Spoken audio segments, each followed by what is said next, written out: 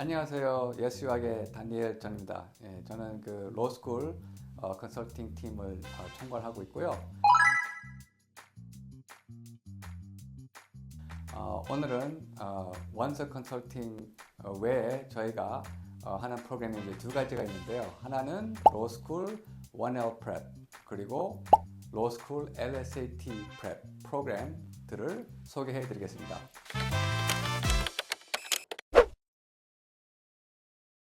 먼저 저희가 이제 예스유학에서 이제 원서 컨설팅도 해드리지만 이제 특히 1L Prep 프로그램도 제공하고 있습니다. 1L Prep이란 로스쿨의 1학년을 뜻하고요.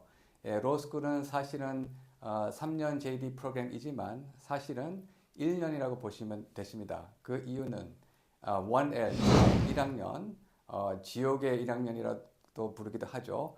그만큼 1학년이 중요해서입니다.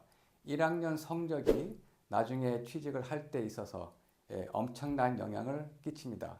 로스쿨은 어떻게 보면 1년이라고 볼 수도 있습니다. 그 이유는 로스쿨을 다니면서 여름 인턴십을 2번을 하게 되는데요.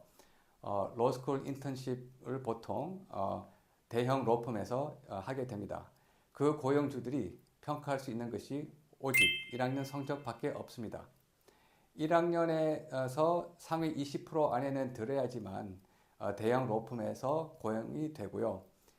그게 이제 T14 로스쿨이어도 마찬가지입니다. 대형 로펌에서는 상위 20%의 학생들을 스카우트를 하고 고용을 하는데 일반적으로 이제 상위 20% 안에 들어야지만 로스쿨에서의 또 러 리뷰 혹은 저널이라는 학술지에도 신청을 할 수가 있어요. 그래서 보통 러 리뷰나 저널에서 편집자로 지내면 역시 로스쿨에 있어서 가장 좋은 스펙이고요. 그 다음에 또 한 가지 bar exam, 변호사 시험이죠. 변호사 시험도 1학년의 과목 위주로 이제 주제를 가지고 시험을 치르게 됩니다. 로스쿨 1학년에는 보통 로스쿨에서 7개의 과목이 있는데요. 형법, criminal law, 헌법, constitutional law, contracts, 계약법, property law, 자산법, torts, 불법 행위법, evidence, 증거법, 그리고 논술법, legal writing으로 나뉘어집니다. 자, 여기서 중요한 것은 로스쿨에서는 이제 대학교와는 달리 case law 위주로 가르치는데요. 이제 물론 기본적인 법도 배워야겠지만 그걸 이제 black letter law라고도 하고요. 근데 중요한 것은 판례들을 잘 익혀야 됩니다. 제가 밴더빌트 로스쿨을 다녔을 때 처음에는 저한테는 굉장히 멘붕이었어요. 왜냐하면은 이게 뭐 전문적인 법적인 용어도 많지만 또 라틴어도 많고 제가 첫 그 판례를 읽었을 때 완전히 이게 완전 다른 언어인 줄 알았어요. 그래서 처음에 굉장히 적응하기가 힘들었고, 근데 하루에 수많은 판례들을 읽어야 돼요. 그래서 그게 물리적으로 힘들어서 스터디 그룹을 만듭니다. 그래서 보통 스터디 그룹 내에 한 4명씩. 그래서 너는 이 30개 판례를 읽어라. 너는 이 판례들을 읽고 이제 각 케이스를 요약을 합니다. 그건 이제 아웃라이닝이라고 하는데요. 각 케이스들을 아웃라인하고 그 요약한 케이스들을 서로 교환을 하고 공유를 합니다.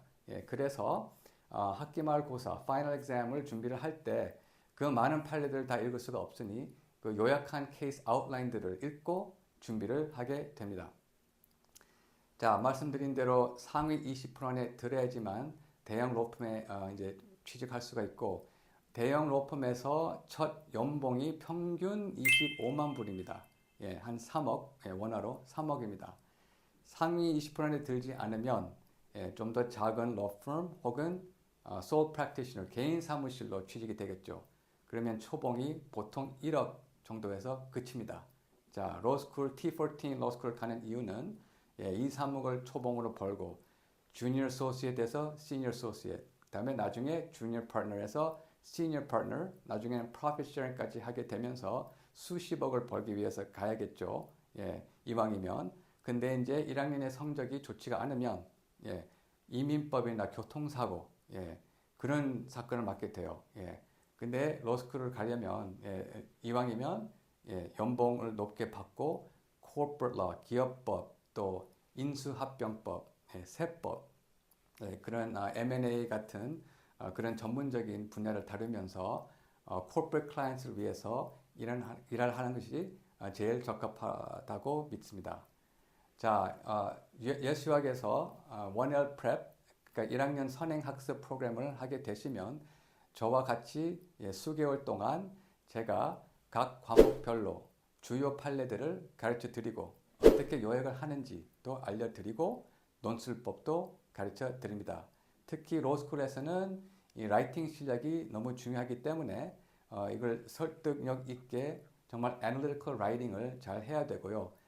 저는 참고로 Vanderbilt Law School에서 Journal of Transnational Law에서 에디터 편집자로 지냈고요.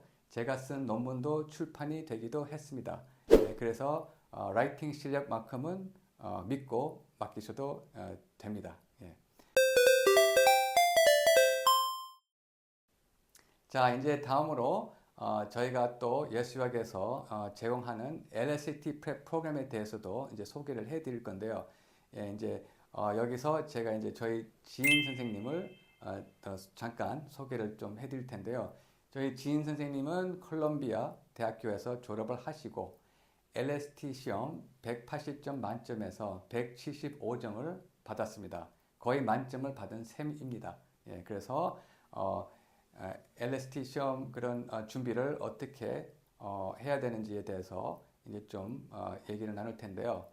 So as Jean, yes, it's a pleasure for you to be with us. Hi, thank you so much for having me. Yes, so I think the best place to start is to talk about what the LSAT test is like and what the format is. I think that's generally what most students are curious about in the beginning. So can you briefly tell us about how the LSAT is formatted and how it's scored? Yes, so the LSAT is made up of two main parts, which is the writing part and the scored test portion of the LSAT. So in the writing part, you can take this up to 8 days before your test administration or up to a year after. But in this component, you write an argumentative essay in response to 3 or 4 different perspectives, and while it is ungraded, it's an opportunity for law schools to take a look at your writing sample as a part of your application.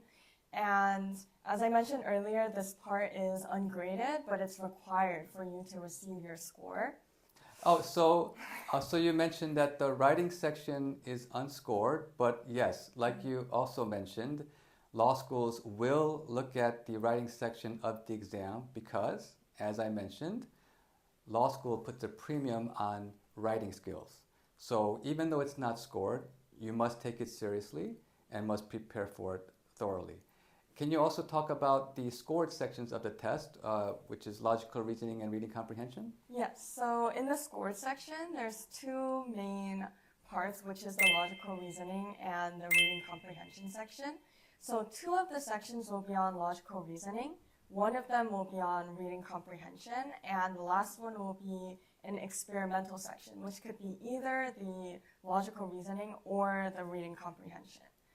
In the logical reasoning section, they test mainly your ability to break an argument down into parts and identify flaws and be able to pick out assumptions that a stimulus is making.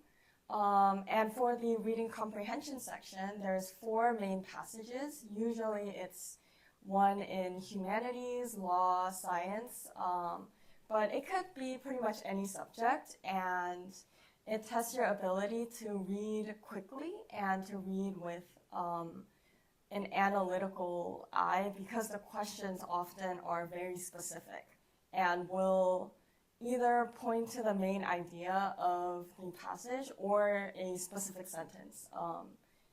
And so it's really important to be able to read quickly and with an eye for detail.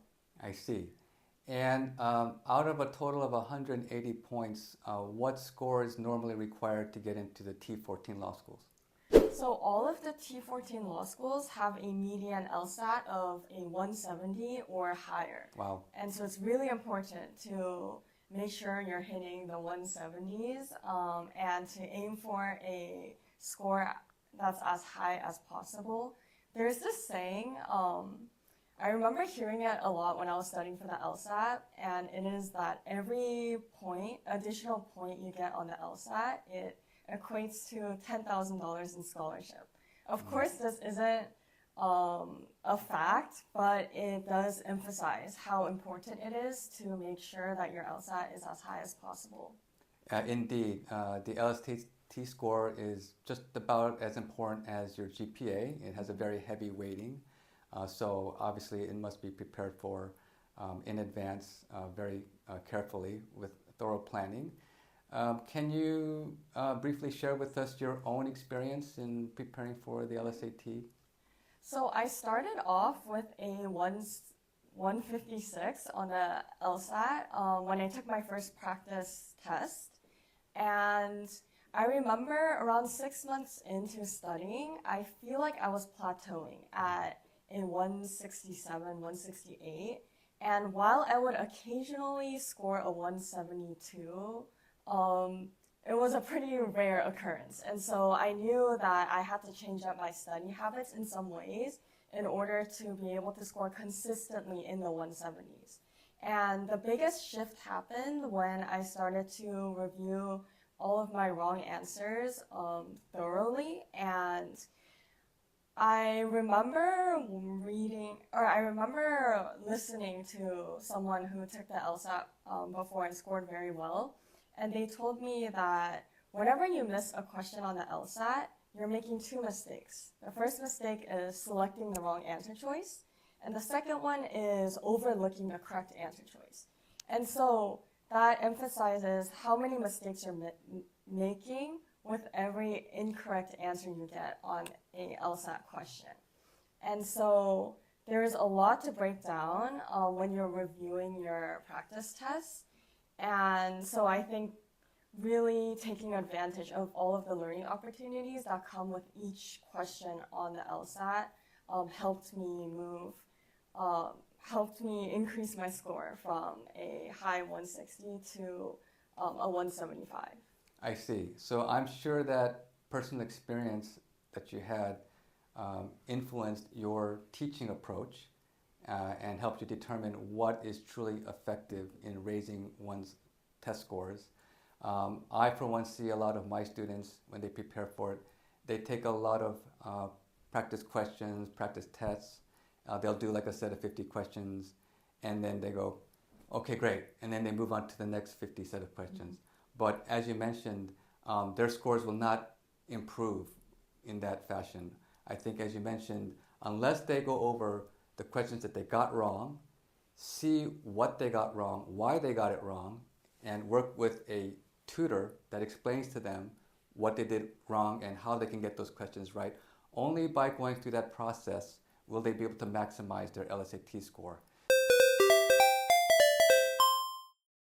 So can you tell us about your teaching methods for the LSAT Prep Program? How is it better than the competition? What makes it different? So in our LSAT curriculum, we have two parts. The first part is the foundational course, which runs through all of the question types and strategies for what you'll be seeing on the LSAT. And this, I think, is something that is emphasized in every LSAT prep course that you will find. But the second part is what makes our program different, which is the prep test review. Mm-hmm. So in this part, we take a look at each student's practice test and analyze what kinds of questions that they're missing and what mistakes that they're making commonly. And by addressing those mistakes, we can help students build an intuition as they're approaching the LSAT prep tests. It's really important to develop this intuition because it helps you not only get questions correct, but also be able to work efficiently in the time that's given to you. Okay, so that sounds like a very effective way of teaching. I imagine that it will be much more effective than the other programs that are out there. Yes, so can you tell us about the overall structure of the program? Yes, so our program is 2 months long, and for the first 6 weeks of the program, we'll be focusing on the foundations. So in this part, we'll break down what you'll be seeing on the LSAT and how to approach different question types. And for the last 2 weeks, we're going to focus on PT review. So everyone will take several PT exams, and we'll go through the questions and see what kinds of questions students have commonly, and what are some common mistakes that we're seeing. Okay, got it. And then after the 2-month program, you also offer one-on-one private tutoring sessions, right? So the group prep program generally consists of about 5 or 6 students in the group. And then once the 2-month session is over, you also provide one-on-one private tutoring based on each student's needs if necessary. Yes, exactly. Okay. Well, thank you for your time. I'm sure that many students will find both the 1L Prep program as well as the LSAT Prep program very helpful in their journey to law school. And so 오늘은 이제 저희 예스유학에서 로스쿨 1L Prep 선행학습 프로그램과 LSAT Prep 프로그램에 대해서 알게 되었고요. 문의사항이 있으시면 저희에게 연락을 주시면 저희가 안내를 해드리겠습니다. 네, 감사합니다.